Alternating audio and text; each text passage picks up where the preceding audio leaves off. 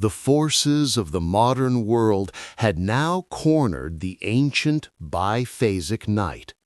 The glow of gas lamps had conquered the darkness of the city streets, pushing social life later and squeezing the available hours for rest.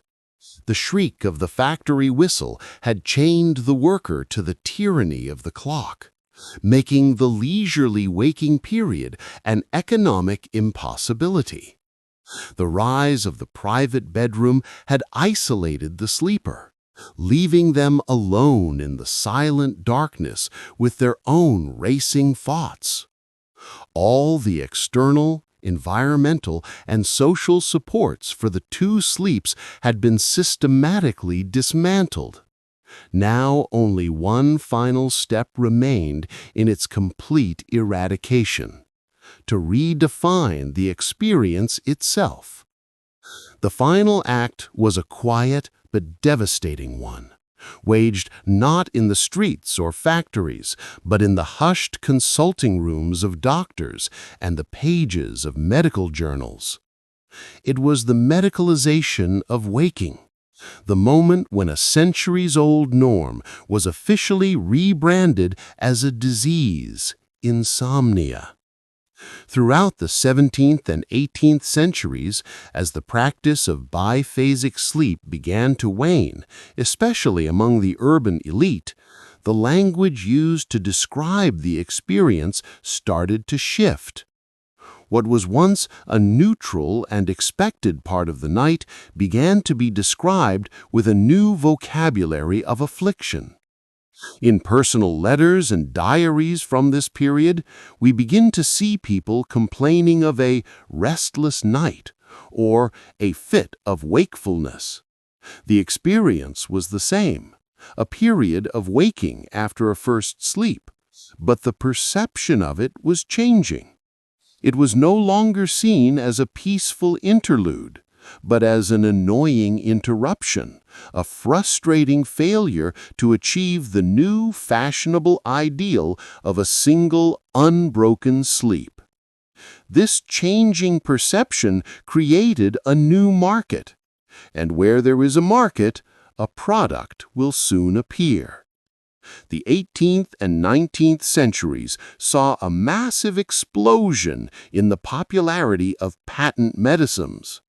These were commercially produced tonics, pills, and elixirs that promised miraculous cures for every ailment imaginable. And a significant portion of these remedies were targeted at the newly anxious sleeper. Advertisements began to appear in newspapers and journals for products like Dr. Collins' soothing syrup or Benson's nervine powder, promising to calm the nerves, to promote healthful slumber, and to ensure a full night of unbroken rest. Most of these concoctions were potent and often dangerous mixtures of alcohol and opiates, such as laudanum, a tincture of opium, or morphine. They did not cure the underlying causes of wakefulness, they simply bludgeoned the brain into a state of unconsciousness. But their popularity reveals a profound cultural shift. People were now willing to pay for a product that could force them into the single, consolidated block of sleep that society was beginning to demand. They were actively seeking to suppress the natural biphasic rhythm that was still trying to express itself deep within their biology. This cultural shift was codified and given the stamp of authority by the medical profession in the 19th century. This was an era of great scientific advancement, and doctors were keen to establish their profession as a rigorous scientific discipline. They sought to categorize, classify, and diagnose every aspect of the human condition, and they turned their new clinical gaze upon the act of sleeping. Early neurologists and alienists, the precursors to modern psychiatrists, began to write extensively about sleep and its disorders.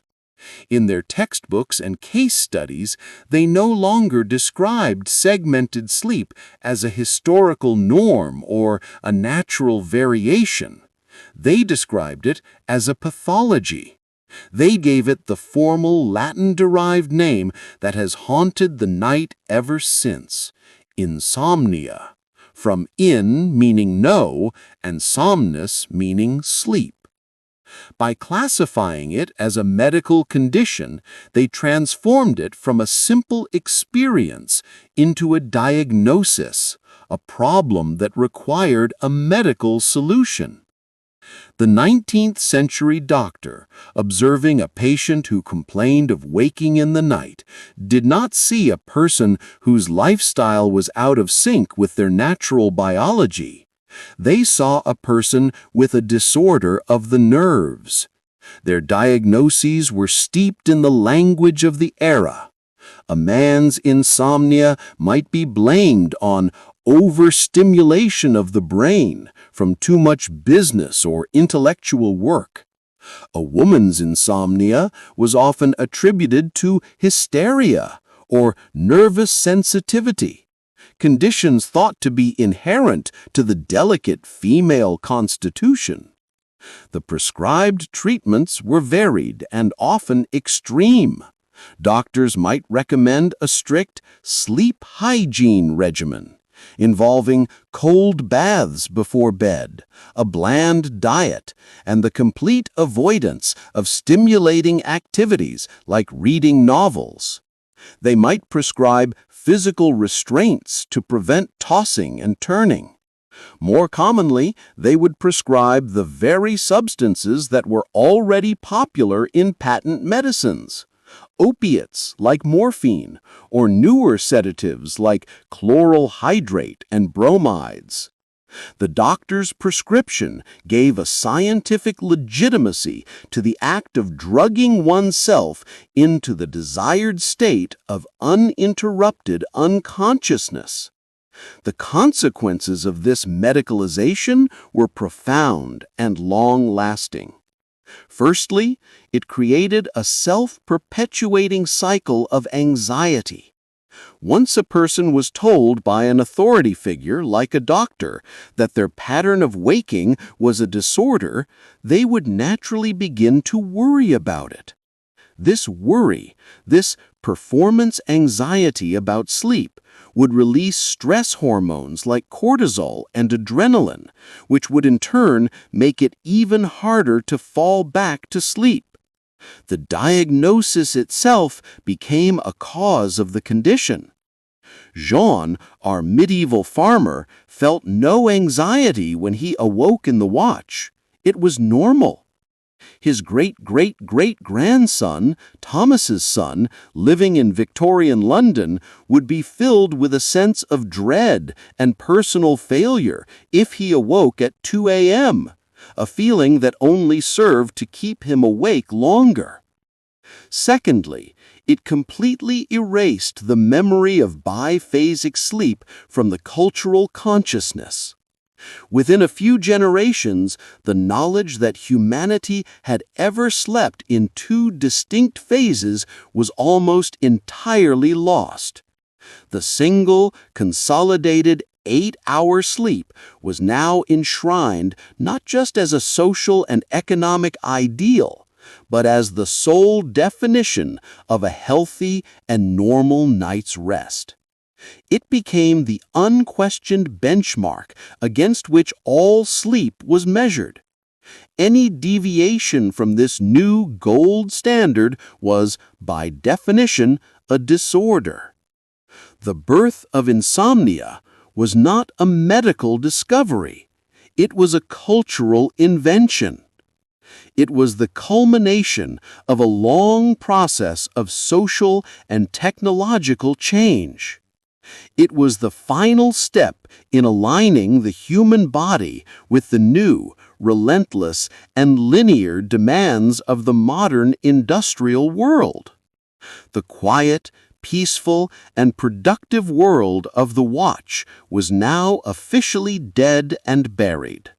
In its place stood a new and terrifying monster, a nocturnal phantom that would haunt the bedrooms of the modern world. The fear of being awake when you are supposed to be asleep. The 19th century had forged the chains that bound humanity to a new, rigid ideal of sleep. The gas lamps, the factory clock, the private bedroom, and the doctor's diagnosis of insomnia had all worked together to erase the memory of the ancient divided night and to enforce a new standard of single, consolidated slumber. But all of these changes, as profound as they were merely a prelude to the final, definitive event that would forever sever our connection to the natural rhythms of the planet. This event was not a war, nor a revolution in the traditional sense. It was the flick of a switch.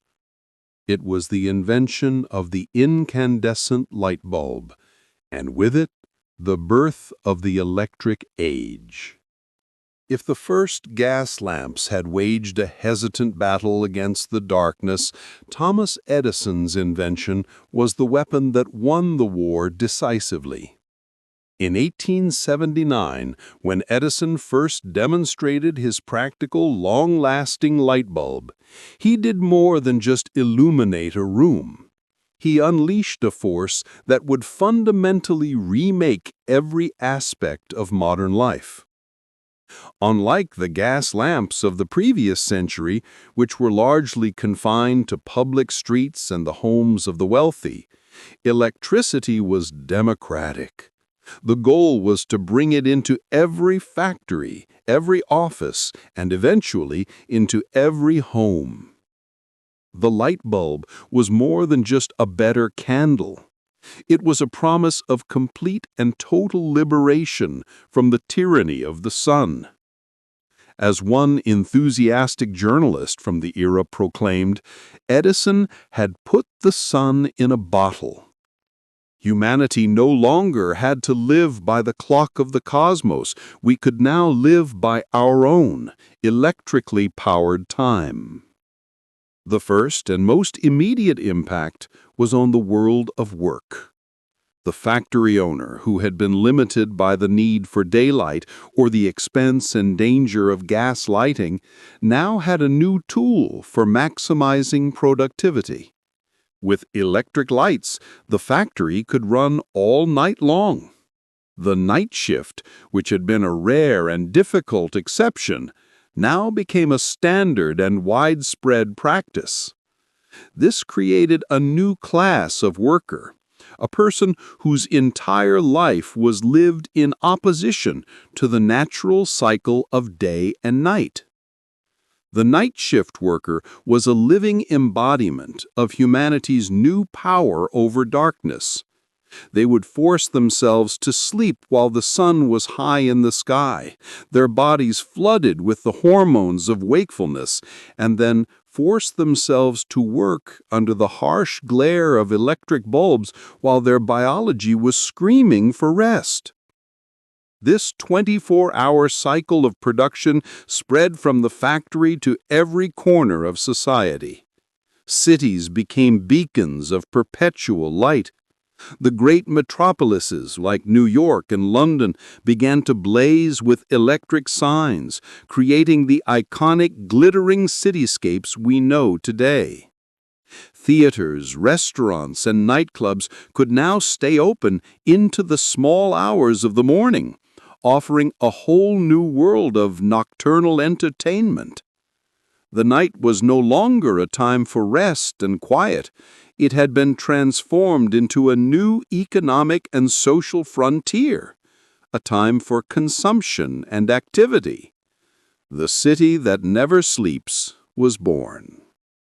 This revolution crept into our homes, slowly at first, and then with astonishing speed. With the flick of a switch, a family living room could be made as bright as midday. This had a profound and insidious effect on our biology. For millions of years, the human brain had used the simple, reliable cue of fading light to begin the nightly process of preparing for sleep. The gentle decline of sunlight was the trigger for the pineal gland to start producing melatonin. The hormone that lowers our body temperature, reduces our alertness, and gently guides us toward slumber. The electric light bulb acted as a sledgehammer to this delicate and ancient biological mechanism. A brightly lit room at 10 p.m. sends a powerful and deeply confusing signal to the brain. It is still daytime. Stay awake. Stay alert. The natural nightly flood of melatonin is suppressed. The gentle, gradual descent into drowsiness is blocked. We feel artificially alert, wired, and awake long after our bodies should be preparing for rest. Then, when we finally decide it is time to sleep, we flick the switch, plunging ourselves from a state of artificial daylight into a state of abrupt darkness. We then lie in bed and wonder why our minds are still racing, why we don't feel sleepy. We have effectively given our own brains a powerful case of jet lag without ever leaving our own homes. The electric age also filled our homes with a host of new nocturnal distractions. The radio, and later the television, became the new electronic hearth, the glowing center of family life in the evening.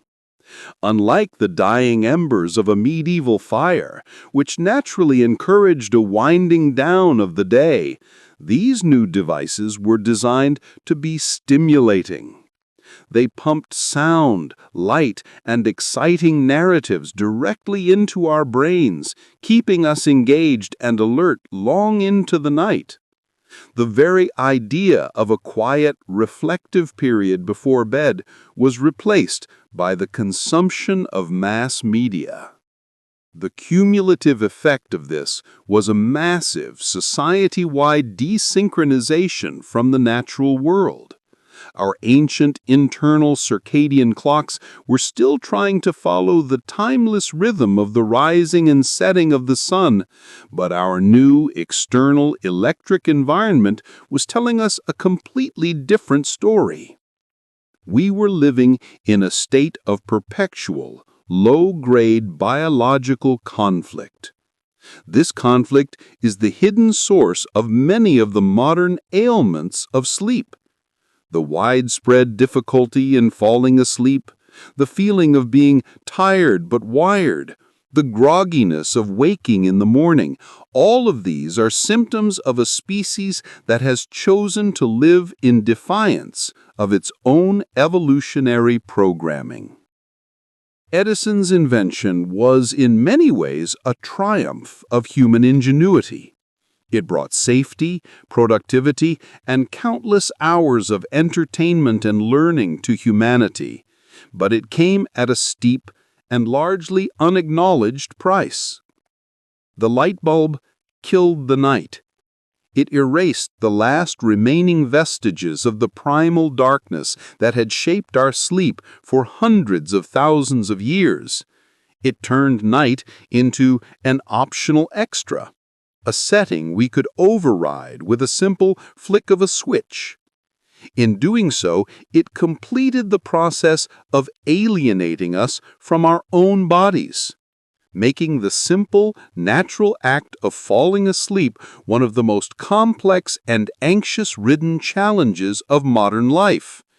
We had conquered the darkness, but in the process, we were beginning to lose our ability to truly rest. The electric age had successfully conquered the external night, flooding our cities and homes with artificial light and decoupling our lives from the natural rhythm of the sun. Now, in the heart of the 20th century, science would embark on a new and even more ambitious conquest, the conquest of the internal night. For the first time, researchers and physicians would venture into the mysterious, uncharted territory of the sleeping brain itself. Armed with new tools and a spirit of empirical inquiry, they would map this hidden landscape, discovering its cycles, its stages, and its strange, paradoxical storms. This was the birth of modern sleep science, and it would transform our understanding of rest from a simple, passive state into a complex and dynamic biological process. But in revealing the secrets of sleep, it would also, inadvertently, create a whole new set of anxieties and a new, rigid benchmark for what a correct night's sleep should be. The journey began in the 1920s with the invention of the electroencephalogram, or EEG, a machine capable of measuring and recording the electrical activity of the brain. Early researchers, attaching electrodes to the scalps of sleeping subjects, noticed something remarkable. The brain was not simply shutting off during sleep. On the contrary, it was producing a rich and varied pattern of electrical waves, and these waves changed in a predictable, cyclical pattern throughout the night. It was the first glimpse into the hidden architecture of sleep. They observed the brainwaves of a waking, relaxed person, characterized by steady alpha waves. As the subject drifted off, these gave way to the slower, more erratic theta waves of light sleep. And as sleep deepened, the brain began to produce huge, slow, powerful delta waves, the signature of the deep, restorative, slow-wave sleep that our ancestor Jean experienced during his first sleep. But the greatest discovery, the one that would completely revolutionize the field, came by accident in 1953. At the University of Chicago, a graduate student named Eugene Aserinsky was studying the sleep of infants. He noticed that at several points during the night, a strange thing would happen. The infants' eyes, beneath their closed lids, would begin to dart back and forth rapidly, as if they were watching something. At the same time, the EEG machine, which had been recording the slow waves of deep sleep, would suddenly spring to life, the pen scratching out a pattern of fast, erratic brainwaves that looked almost identical to the brainwaves of someone who was wide awake and alert. Yet the infant was clearly fast asleep. Aserinsky and his professor, Nathaniel Kleitman, had discovered what they would famously call rapid eye movement, or REM sleep.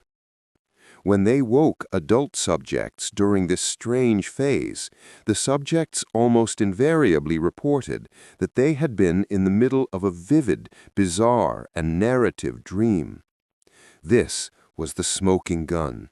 They had found the biological signature of dreaming. It was a paradoxical state. The body was completely limp and paralyzed, a mechanism to prevent us from acting out our dreams. But the brain was buzzing with intense activity. It was a world of wakeful sleep. This discovery allowed researchers to create the first complete map of the nightly journey. They established that we do not simply descend into sleep and stay there.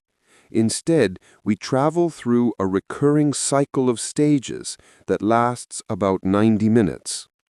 We move from light sleep, stage 1 and 2, down into the profound depths of slow wave sleep, stage 3, and then ascend back up into the wild, dream-filled theater of REM sleep. We complete this cycle 4 or 5 times a night, and the character of each cycle changes as the night progresses. The first half of the night, as our ancestors knew instinctively, is dominated by deep, restorative slow-wave sleep. The second half of the night is when we spend the most time in the lighter, dream-rich state of REM sleep. The ancient biphasic rhythm was, in a way, being rediscovered, but this time in the language of brainwaves and sleep stages. These discoveries were a monumental leap in our understanding of sleep. They proved that sleep is not a passive state of nothingness, but an active and essential process for our minds and bodies. Scientists began to link specific sleep stages to specific functions. Slow-wave sleep was shown to be crucial for physical repair, hormone regulation, and the consolidation of factual memories. REM sleep was linked to emotional regulation, problem-solving, and the consolidation of procedural or muscle memory. Sleep was no longer just rest. It was a complex and vital form of nocturnal maintenance, as crucial to our health as breathing or eating. But this new scientific understanding, for all its benefits, came with a hidden psychological cost. By mapping and measuring sleep, science inadvertently turned it into a performance. Sleep was no longer something you simply did. It was something you could do well or something you could do badly. It became a quantifiable, gradable experience. A good night's sleep was now defined not by how you felt in the morning, but by the data on a sleep tracking device. Did you get enough deep sleep? Was your REM latency correct? Did you complete a sufficient number of 90-minute cycles? This created a new and insidious form of sleep anxiety. A person might wake up feeling perfectly fine, but then look at the data from their sleep tracking device and see that they only got 45 minutes of deep sleep, far below the recommended average. Suddenly, they begin to worry. Is there something wrong with my sleep? Am I not repairing my body correctly? The subjective feeling of being rested was now invalidated by the objective scientific data. This phenomenon, which researchers now call orthosomnia, from ortho meaning correct and somnia meaning sleep, is the obsessive and anxious pursuit of scientifically perfect sleep, an anxiety that, ironically, often makes sleep worse. Furthermore, the scientific focus on the 90-minute cycle and the ideal of 4 or 5 completed cycles reinforced the modern dogma of a single, uninterrupted night. Any significant period of waking in the middle of the night would be seen on a sleep report as a disruption to the cycle, a failed cycle.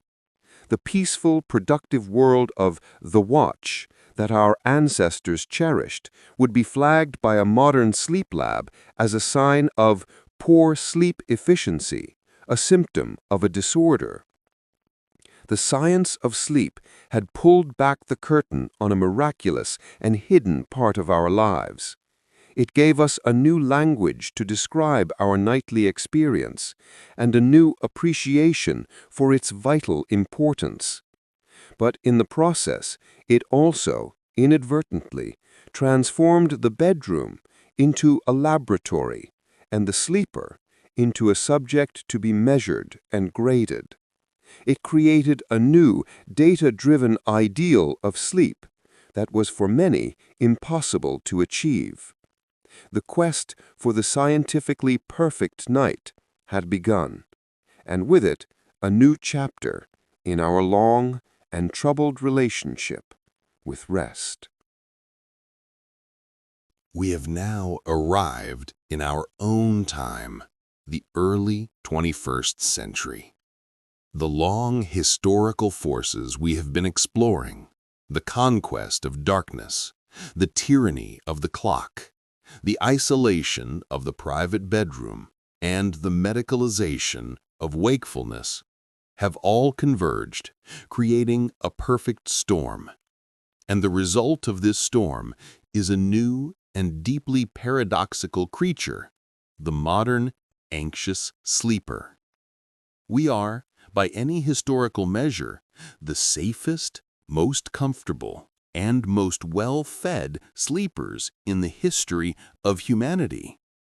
Yet, we are arguably the most troubled. We have inherited the rigid, industrial-era expectation of a single, uninterrupted night's sleep. And we have combined it with the 20th century's scientific benchmarks for what correct sleep should look like. The result is that sleep, for millions of us, has been transformed from a natural, restorative process into a high-stakes performance, a nightly test that we are terrified of failing. This widespread sleep anxiety has, in turn, fueled the explosive growth of a massive, multi-billion-dollar global industry, the sleep industry. This industry is built upon a single powerful premise, that your natural, unaided sleep is not good enough.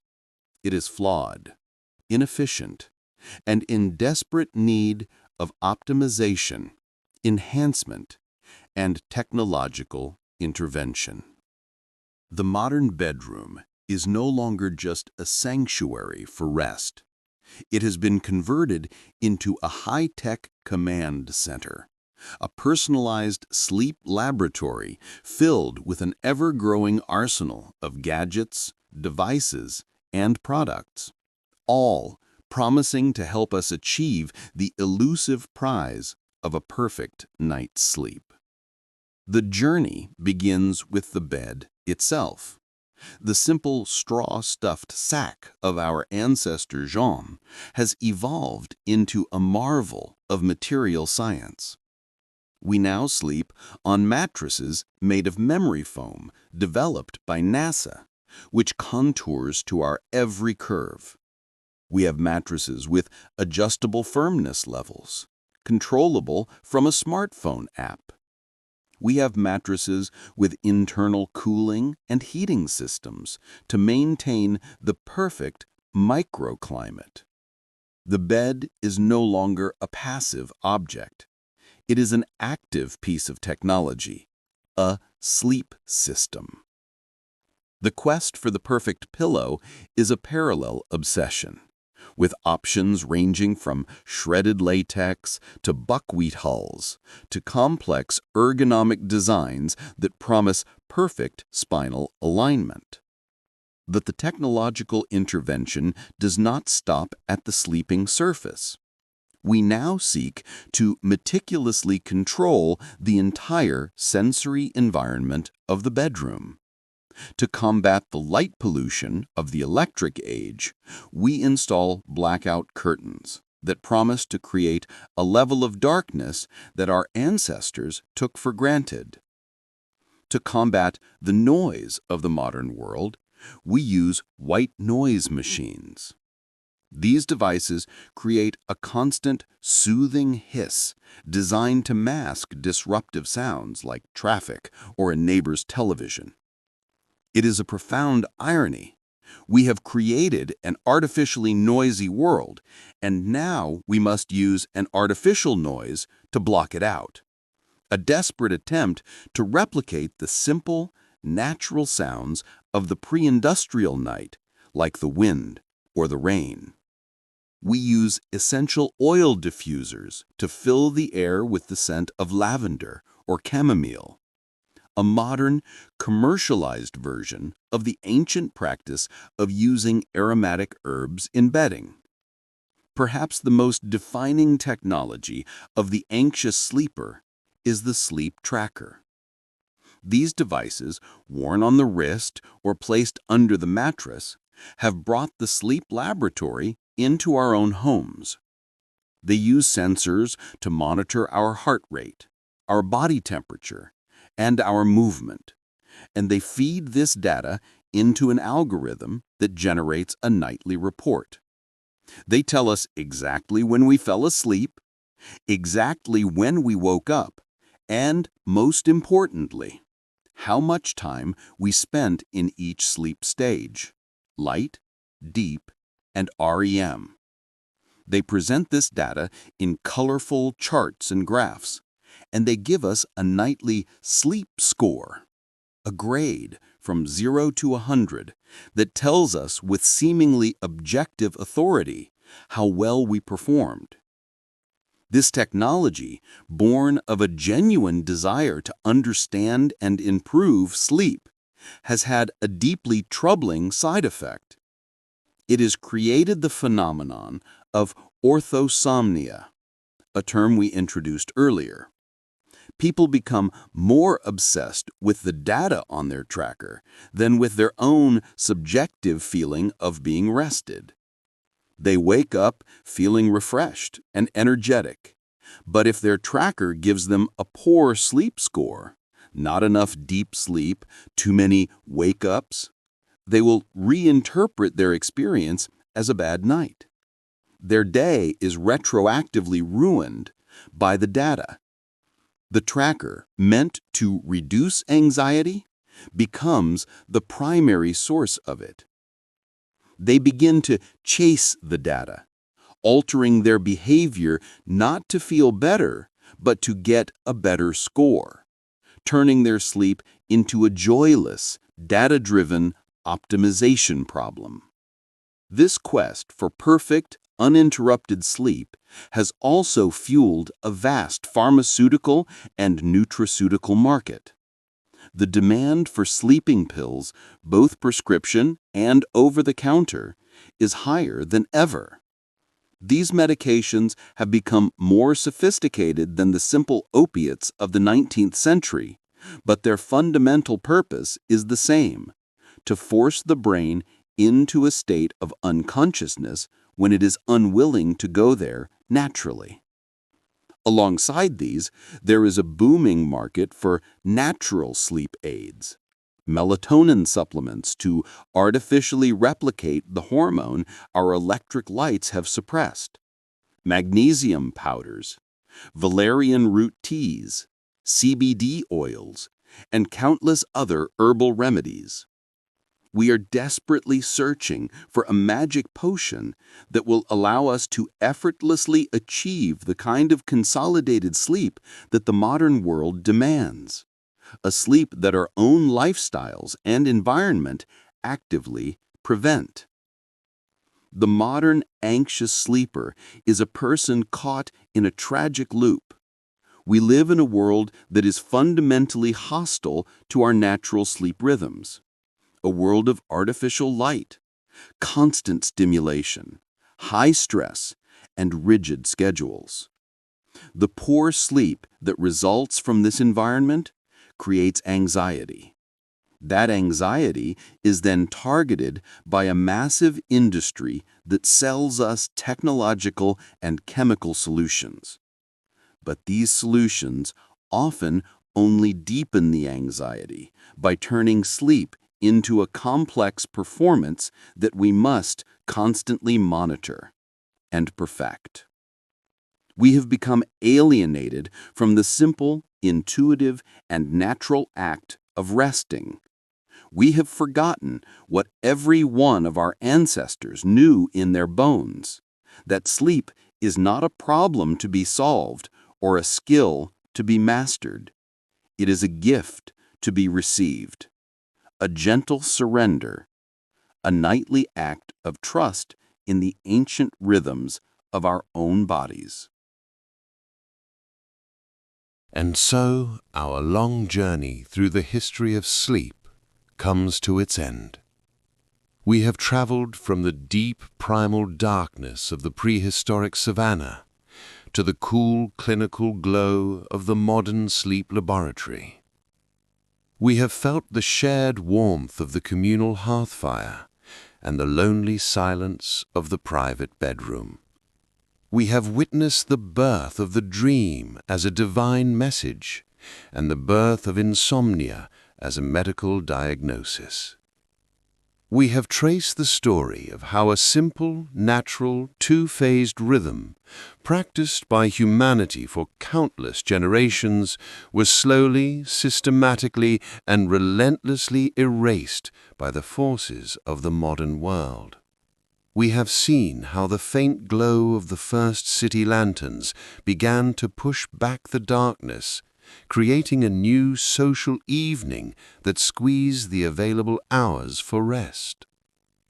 We have heard the tyrannical shriek of the factory whistle, the sound that chained the human body to the relentless, linear time of the clock, and made a single, consolidated block of sleep an economic necessity. We have watched as the bedroom door closed, creating a new and precious privacy, but also a new and isolating loneliness. We have listened as doctors and scientists, with the best of intentions, redefined the ancient, normal experience of waking in the night, labeling it a disorder, a failure, a disease to be cured.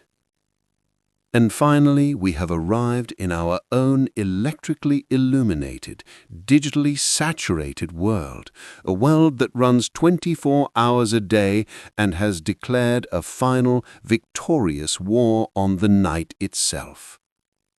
We are the inheritors of this entire, complex history. The anxieties we feel about our sleep are not a personal failing, they are a cultural inheritance. The pressure we feel to achieve a perfect, uninterrupted 8-hour sleep is not a biological imperative, it is a historical artifact, a piece of social programming that we have internalized so deeply we have mistaken it for nature.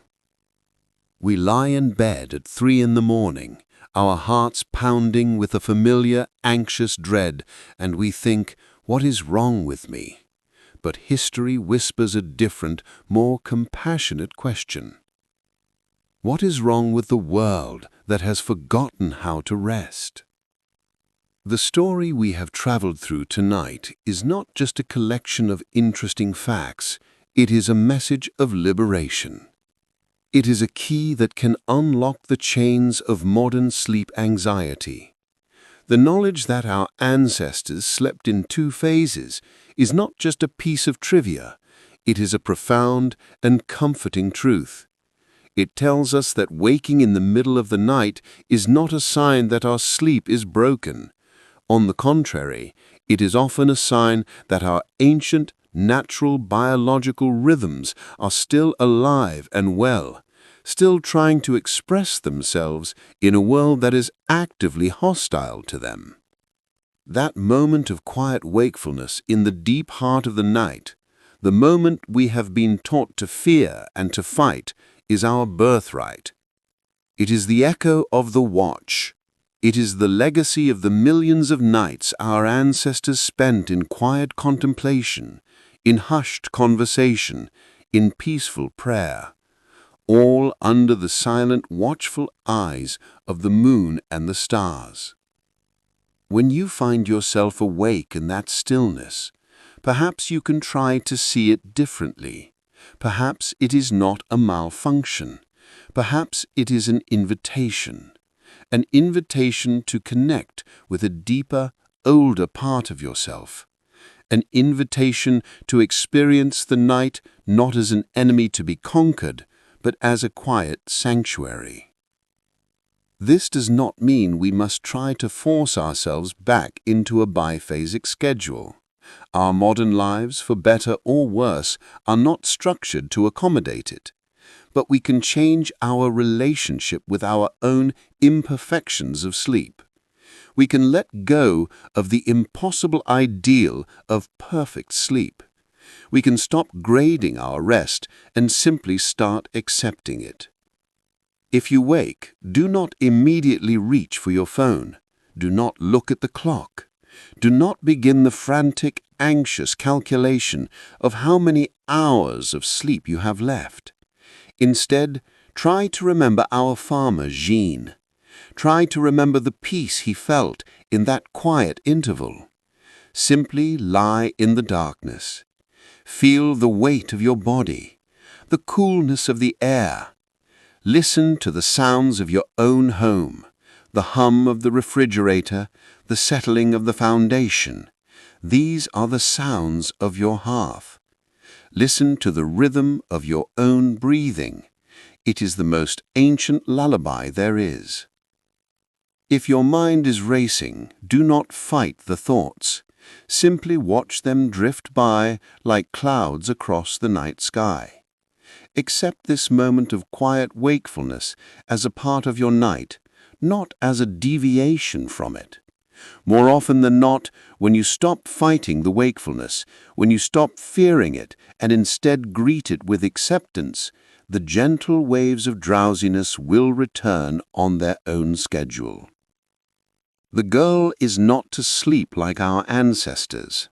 The goal is to learn from them, to learn to respect the darkness, to learn to trust the ancient, profound wisdom of our own bodies, to unlearn the modern anxiety that has turned our beds into a nightly battleground. And so, as our journey ends, let the story itself become a final comfort. Let the knowledge of this long history be a gentle, reassuring presence as you drift into your own unique and personal version of the night. There is no test to pass. There is no score to achieve. There is only the simple, sacred act of letting go. Allow your body to become heavy. Allow your mind to become still. The night is not your enemy. It is your oldest friend. Trust in its ancient rhythm. Trust in the long, unbroken line of ancestors who have slept and dreamed and woken just as you are doing now. And allow yourself, finally, to rest. Good night.